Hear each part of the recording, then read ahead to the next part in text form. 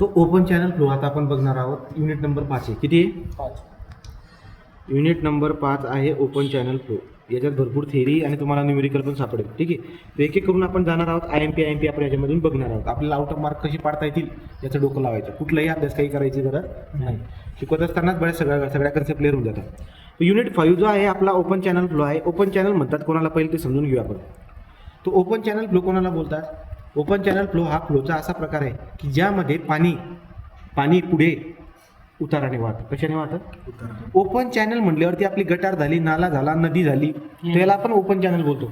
याच्यामधलं पाणी पुढे कशाने जातं? उताराने. उतार म्हटल्यावरती स्लोप म्हटल्यावरती ग्रॅव्हिटी. तो ग्रॅव्हिटीने. मग तुम्ही म्हणाल की का बरं पाणी पुढे जाण्यासाठी दुसरा अजून एक मार्ग असतो का? असतो. पाईपमध्ये पाणी पुढे कशामुळे सरकतं माहिती आहे का? प्रेशरमुळे. कशामुळे? तो पाईपमधलं पाणी पुढे प्रेशरने सरकतं, परंतु चॅनलमधलं पाणी पुढे उताराने किंवा ग्रॅव्हिटीने सरकत असतं. तो ओपन चॅनल. बरं, माझा दुसरा पॉईंट. दुसरं काय आहे की ओपन चॅनल म्हटल्यावर समजा गटार आहे, तर गटारमधलं जे पाणी आहे त्या पाण्यावरती कुठला प्रेशर लागत असतो? त्याच्यावरती ॲटमॉस्फिअरिक प्रेशर लागतो. कुठला? तो ओपन टू ॲटमॉस्फिअर आहे. तो त्याचा हवेसोबत कॉन्टॅक्ट आहे. त्यामुळे ओपन चॅनलमध्ये जे पाणी असतं त्याच्यावर कुठला प्रेशर लागतो? ॲटमॉस्फिअरिक प्रेशर लागतो. मग तुम्ही म्हणणार की पाईपमध्ये वेगळा प्रेशर असतो का? पाईपमधला जो प्रेशर असतो तो ॲटमॉस्फिअरिक प्रेशरपेक्षा जास्त असतो. समजते का? ॲटमॉस्फिअरिक प्रेशरपेक्षा जास्त असतो. तो ओपन चॅनल फ्लो म्हटल्यावरती कमीत कमी एवढा अंदाज तर तुमच्या लक्षामध्ये आला का की ओपन चॅनल फ्लो जो आहे तो म्हणजे काय असतो ते. आपण चॅनल बघूया. बघा, ओपन चॅनल फ्लोमध्ये तुम्हाला 2 टर्म लक्षात ठेवायला आहे. एक म्हणजे चॅनल आणि दुसरा म्हणजे कॅनल. दुसरा काय? चॅनल. तो चॅनल आणि कॅनल यांच्यामधला फरक लक्षामध्ये ठेवून घ्या.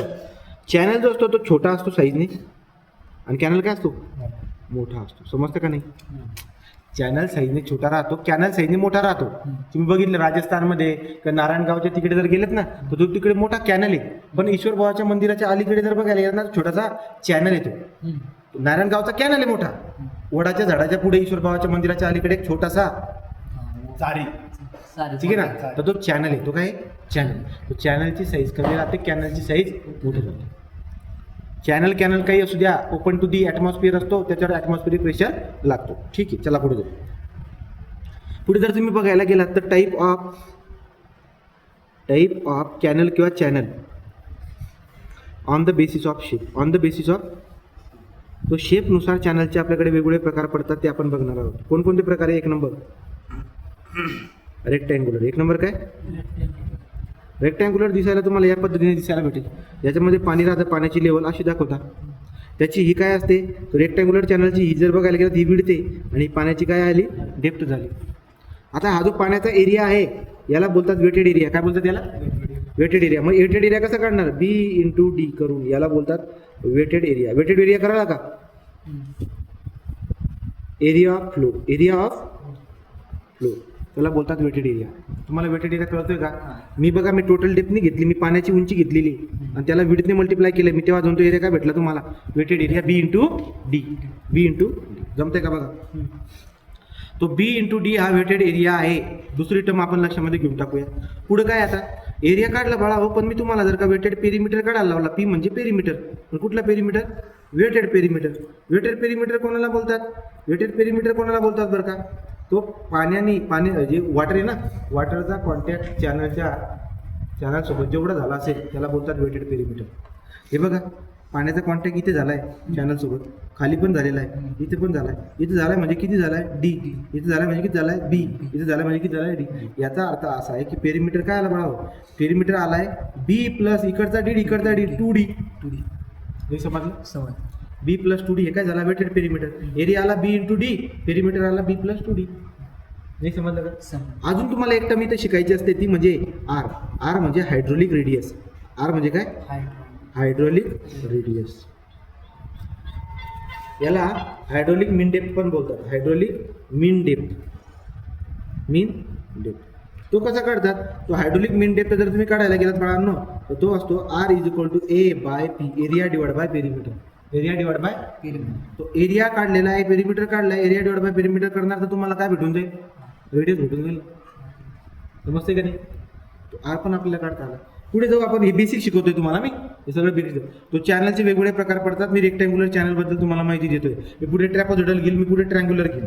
त्याच्यानंतर मी अजून बेसिक गोष्ट सांगेल. मग हा चॅप्टर आपला जवळपास एंड होण्याचा मार्गावर होईल. आलं का लक्षात? तो बेसिक तर कळायला पाहिजे.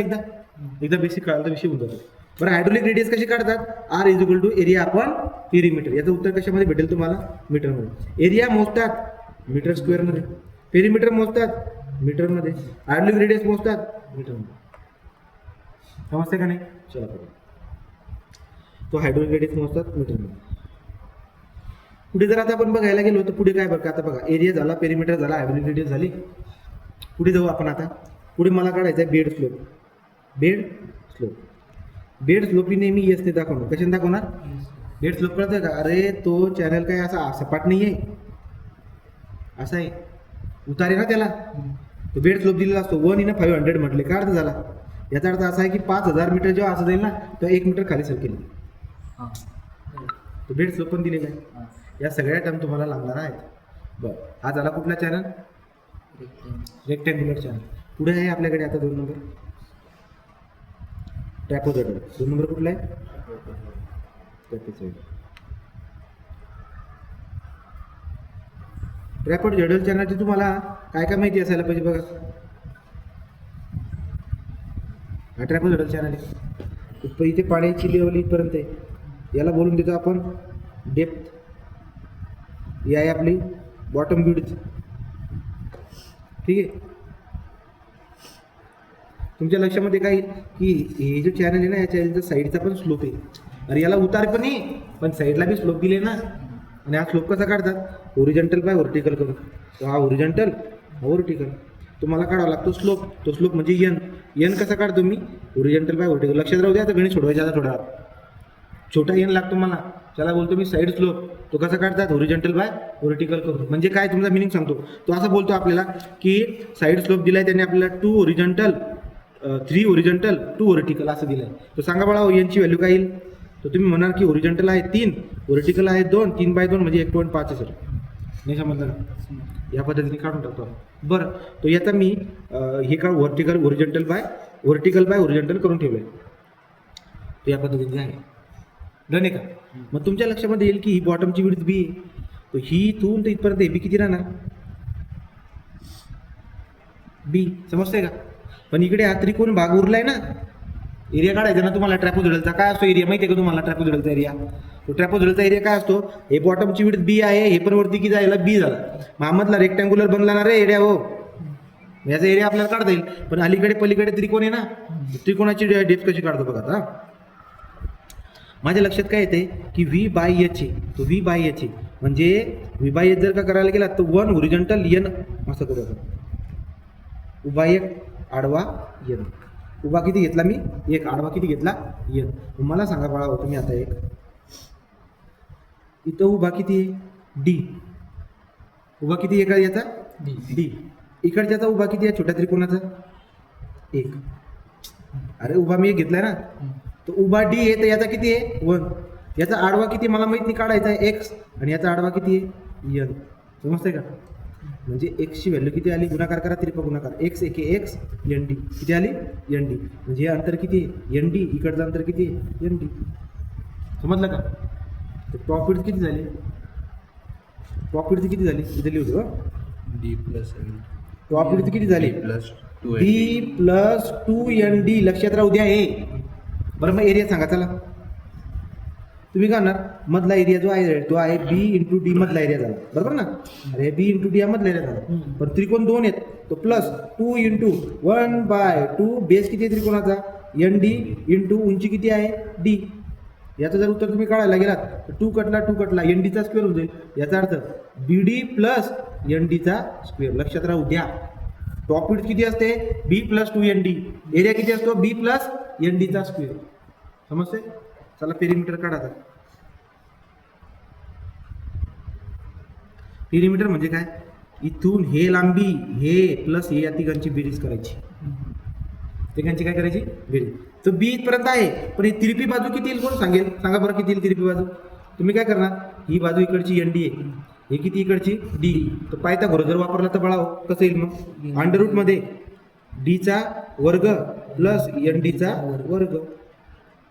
मग याला जर व्यवस्थित सॉल्व केला तो डीचा वर्ग N square D square. D square common जर काढला मध्येच तर मध्ये काय होईल 1 प्लस यांचा स्क्वेअर. टीला बाहेर काढता येतं, रूट आणि स्क्वेअर कटला, मध्ये काय राहील 1 प्लस यांचा स्क्वेअर. तिरपी बाजू किती आली डी, अंडर रूट मध्ये 1 प्लस यांचा स्क्वेअर. मला पेरिमीटर जर काढायचं असेल तर इकडे डी अंडर रूट मध्ये 1 प्लस यांचा स्क्वेअर, इकडून पण आहे इकडून पण, म्हणजे 2D. आणि मग खालता काय हा बी, म्हणजे फॉर्म्युला काय बनला नवीन व्यवस्थित बनवून दाखवतो. रेक्टँग्युलरचा पेरिमीटर काय होता बी प्लस 2D, पण इथं काय माहिती का, इथं आहे B plus 2D into under root मध्ये 1 प्लस यांचा स्क्वेअर असं येते. म्हणजे लक्षात ठेवण्याचा तरीका, इकडे पेरिमीटर किती आहे बी प्लस 2D, पण इकडे काय बी प्लस 2D अंडर रूट मध्ये 1 प्लस यांचा स्क्वेअर. आणि तुम्हाला माहिती आहे एन कसा काढता, H by V, H by दिलेलं राहील.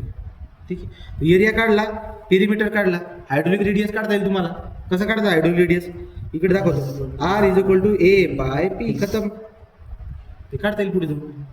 तो रेक्टँग्युलर चॅनल, ट्रॅपोझॉइडल चॅनल यांच्याबद्दल बेसिक आयडिया तुम्हाला मी देऊन टाकले. चला काय काय सांगितलं पटपट रिव्हिजन द्या. रेक्टँग्युलर चॅनलचे काय काय गोष्टी सांगितल्या ते रिव्हिजन द्या, आणि ट्रॅपोझॉइडलचं काय काय बोललो ते पण रिव्हिजन द्या. दोघांचा एरिया कम से कम हे 2 तरी लक्षात ठेवू आपण.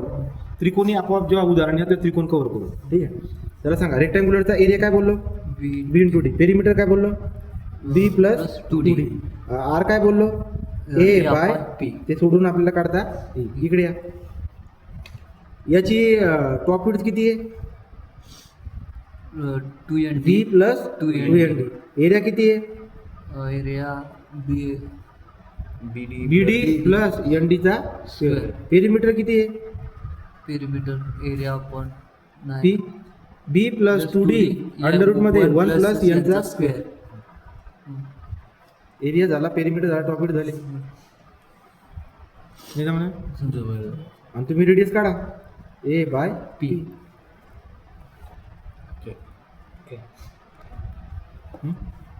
बरोबर.